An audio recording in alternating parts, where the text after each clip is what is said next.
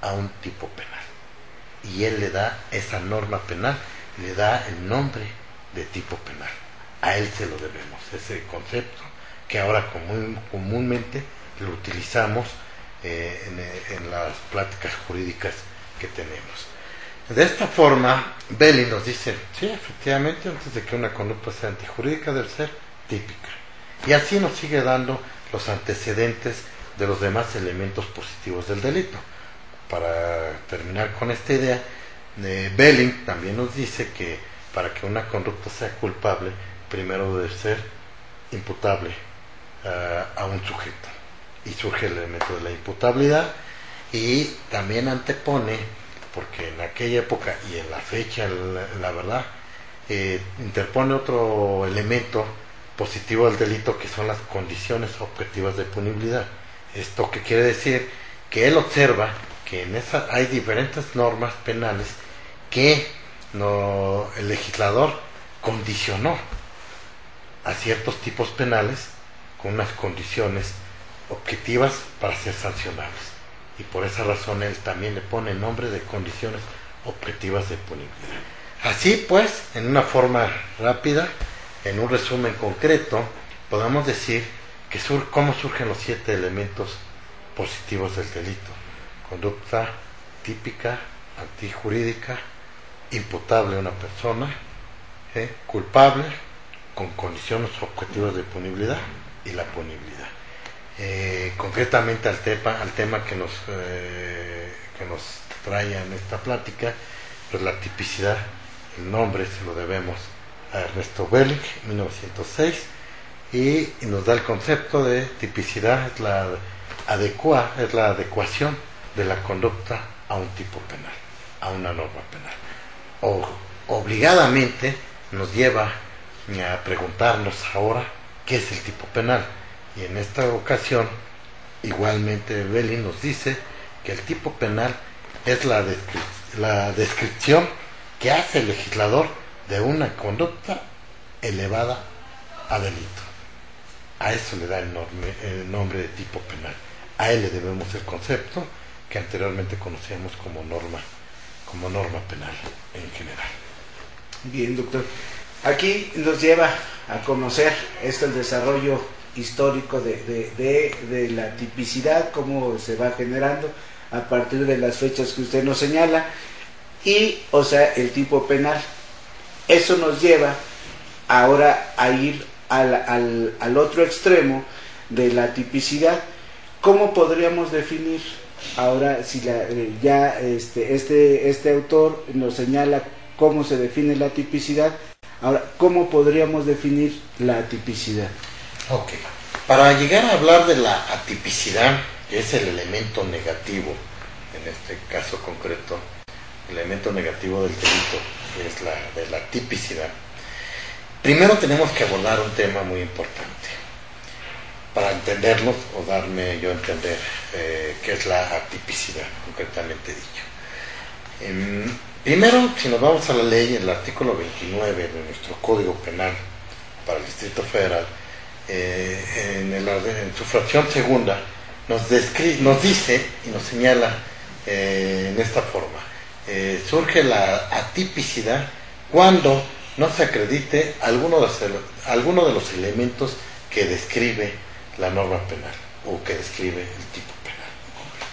Bien, ya que vemos el fundamento, tenemos que entender entonces cuáles son estos elementos descriptivos, ¿sí?, que no se acreditan. Bien, para esto tenemos que saber qué es el tipo penal.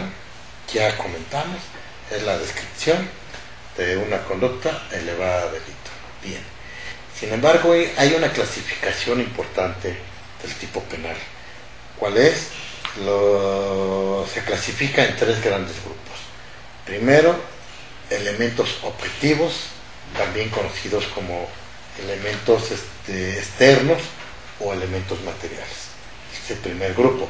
Segundo grupo, elementos normativos, y un tercer grupo que son los elementos subjetivos distintos al dolo genérico o el llamado doble dolo. Bien, en estos 3 grupos de clasificación de los elementos del tipo penal, efectivamente se refiere, tenemos que mencionar lo siguiente. Si falta alguno de estos elementos, es suficiente para que hablemos de atipicidad. ¿Esto qué quiere decir? Que es suficiente para que no se acredite un solo elemento del tipo penal, y en esta forma estamos hablando de una atipicidad, concretamente dicho. Bien, a lo mejor en estos grupos, o tres grandes grupos, podemos pensar en qué consisten, cuáles son esos elementos. Nos vamos a preguntar, ¿qué quiero decir con esto? Que no solamente nos tenemos que limitar a decir que los elementos del tipo penal son objetivos, normativos y subjetivos. Tenemos que decir cuáles son. Para darme a entender, en lo siguiente, elementos objetivos los clasificamos de la siguiente forma. Son aquellos elementos que invariablemente tienen que contener cualquier tipo penal. Y eso los conocemos como los elementos generales del tipo penal. ¿Cuáles son estos? La existencia del sujeto activo, existencia del sujeto pasivo, conducta, nexo causal, resultado material o formal, según el caso, el objeto jurídico y el objeto material. Todos estos son los elementos generales del tipo penal, que son objetivos definitivamente. También son elementos objetivos la calidad o cantidad del sujeto activo, calidad o cantidad del sujeto pasivo, calidad o cantidad del objeto material, cantidad en el bien jurídicamente tutelado, medios de comisión, que son otros elementos, y las circunstancias de tiempo, lugar u ocasión. Todos estos elementos que he mencionado son elementos objetivos del tipo penal.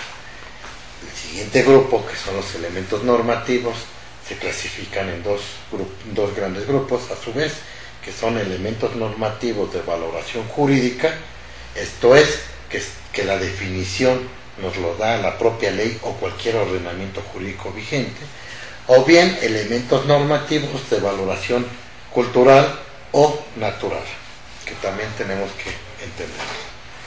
Y un tercer grupo, para terminar esta clasificación de los elementos del tipo penal, son los elementos subjetivos distintos al dolo o el llamado doble dolo. En una forma literal los podemos identificar con las palabras a sabiendas, con conocimientos, fines, finalidades, ánimos, literalmente hablando. Si es que se me escapa algún otro elemento. Esos son los tres grandes grupos.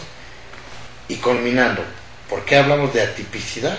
Basta con que no se acredite cualquiera de los elementos, con un elemento de los que acabo de mencionar, para que se dé la atipicidad. ¿A qué se refiere el artículo 29, fracción segunda del Código Penal? Muy bien. Doctor, vamos a una pausa y regresamos. Estamos platicando con el doctor Rafael Guerra Álvarez sobre el tema atipicidad. Regresamos.